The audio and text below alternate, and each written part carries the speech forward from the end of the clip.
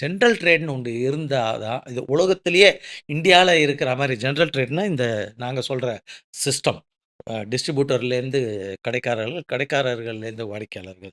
இந்த வேர்ல்டுல best system India தான். ம். உலகத்திலேயே. உலகத்திலேயே தி பெஸ்ட்.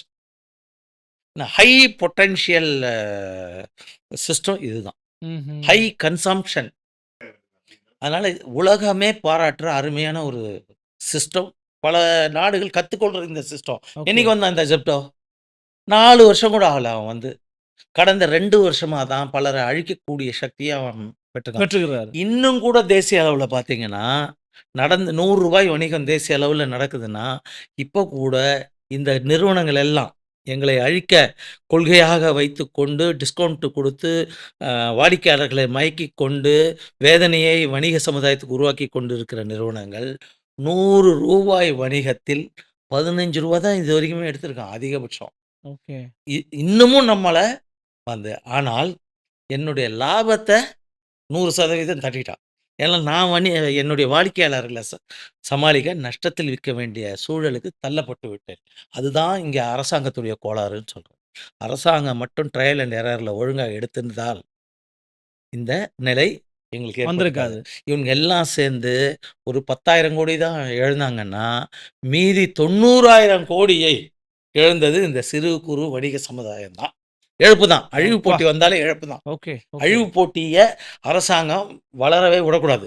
அதனால தான் அரசாங்கத்துக்கும் நாங்க வந்து ஒரு சஜஷன குடுக்குறோம். எப்போ ஒண்ணு எம்ஆர்பி எடுத்து தொல. இல்ல எம்ஆர்பி உள்ள அனைத்து பிரபலமான பொருட்களுக்கும். எம்ஆர்பினா அதிகபட்ச விற்பனை விலை. ஆமா, ஆமா. அனைத்து பொருள்களுக்கும் குறைந்தபட்ச விற்பனை விலைன்னு சொல்லி அரசாங்கமே நிர்ணயி.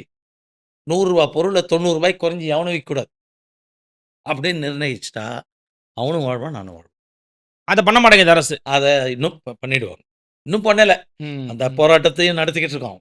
கொண்டு வரதுக்கு டைம் சார் அரசாங்கத்துக்கு ஒரு பிரச்சனை இல்லல்ல. ம். பல ஆயிரம் பிரச்சனை.